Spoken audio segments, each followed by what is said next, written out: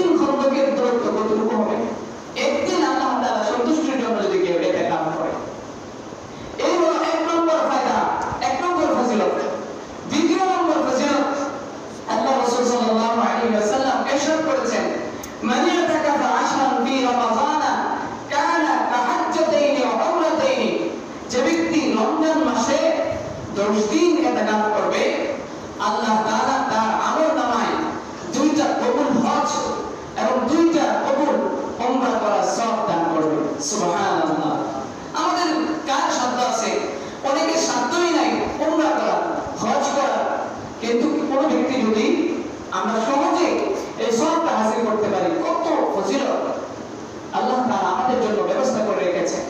আমরা যদি 10 দিন ইতিকাফ করি, আল্লাহ এমন আছে যে আমরা হজে গিয়েছি, কিন্তু হজে খেলাফ এমন কোনো কাজ করেছি যে কাজের কারণে আমার হজ ভেঙে গিয়েছে, হজ নষ্ট হয়ে গিয়েছে, হজ আল্লাহ তাআলার দরবারে কবুল হয় নাই, কিন্তু